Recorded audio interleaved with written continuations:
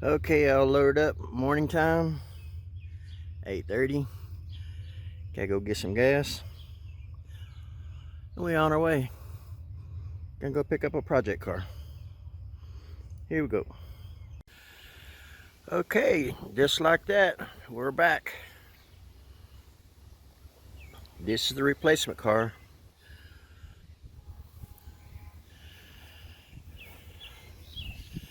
This is one we went down to Oklahoma to get. And we kind of tore it up a little bit. Get it off the trailer. See all that? So I'm gonna have to fix that. I wish it would have brought it off more level. It wouldn't have happened. So right now I gotta go back in the boat building and I gotta get me a strap. Strap this down. Then we'll get in the garage and we'll start working on it.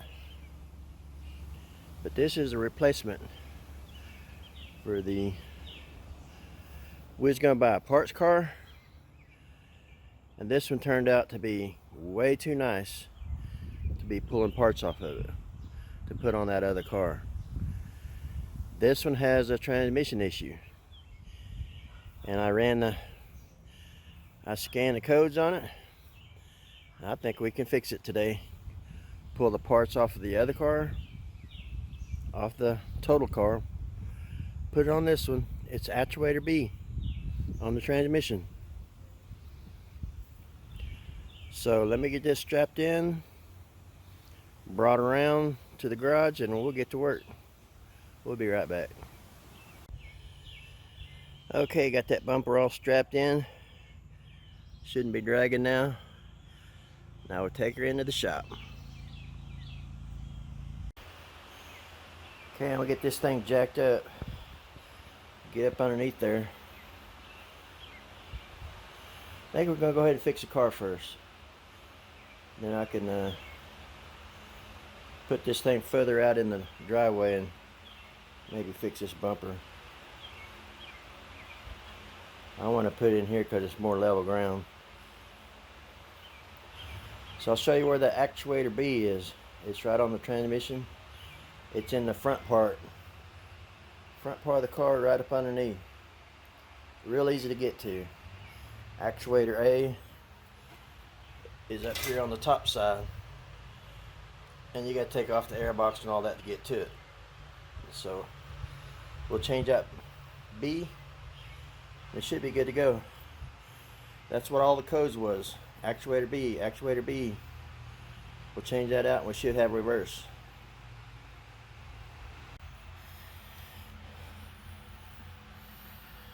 Okay, got the car all jacked up. We're gonna pull all these zip ties off here and get this cover out of here. I don't know if we're gonna put it back or not. Just missing some bolts, and may just leave it off. I don't know. I'll let my brother put it back on if he wants it back on. But right here, right up under here, right in the center picture right there, 4 bolts and a connector. That's your actuator B. And that's what we're after right there. We gotta get this plastic cover off first. So I'll be right back. Okay, we got it out. Just that little stepper motor right there is all it is. Like a little servo motor. Got the spline on the end of it. Now we'll go to the... Now if I had there's a special part, a special tool that I'm waiting on. It's a spline shaft that goes into that you turn that and you move the forks in and out. You turn it counterclockwise and it's spring loaded, and then you release it, and that should be real easy to move. So I can't do that today. I'm just gonna go ahead and swap these out and see if it don't fix it. Yeah, this car was in an accident. You can see right there. Right there, that rusty spot right there. Not real bad, but a little fender bender. Got some damage over here too, but yeah, we'll go to the parts car and we'll get that other little stepper motor and we'll stick it in there and see if that don't fix this car.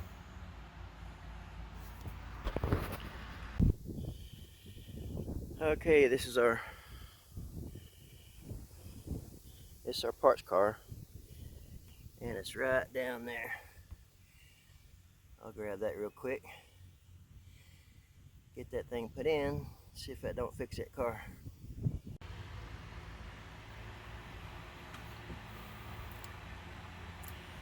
Okay, I put all that back together with a ratchet.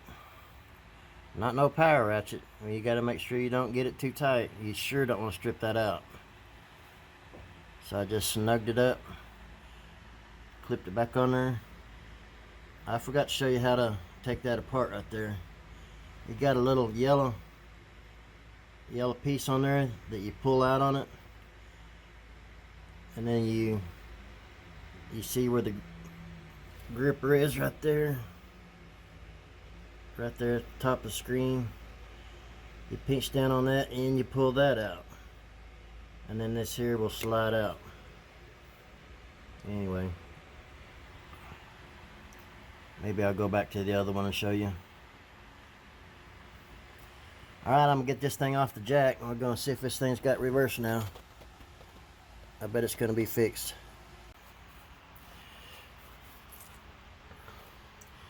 There's the old motor right there.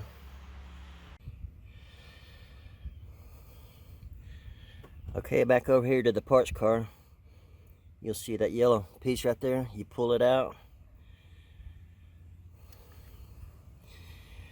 And then see how you clamp down on that piece right there and pulled it out. See how it will go back together once you stick another motor in there.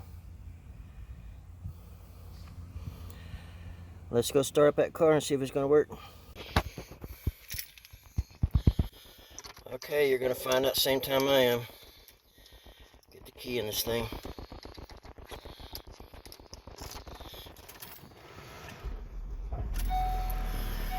That's a good sign.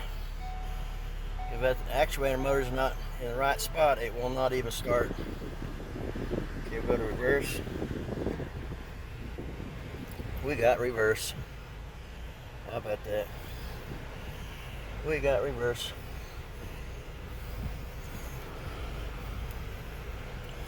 I'm gonna drive around the block real quick.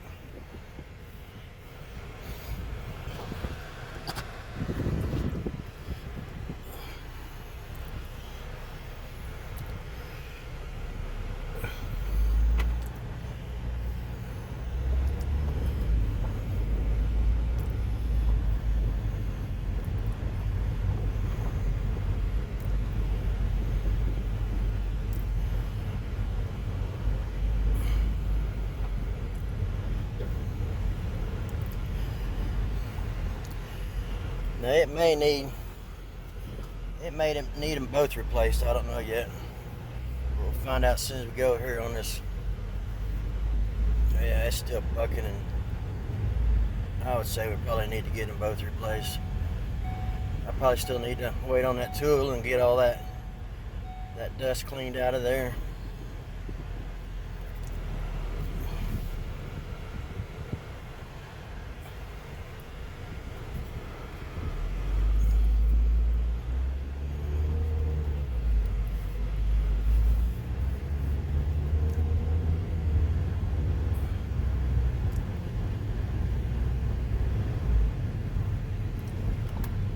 Yeah, it's a whole lot better than it was, but it still needs a little work.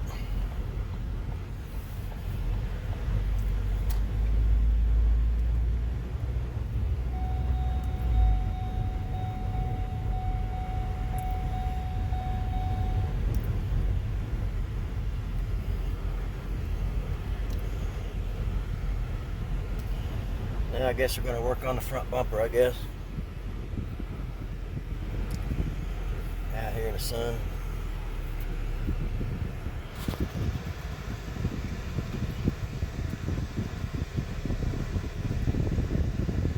I could go ahead and get my other car put back in.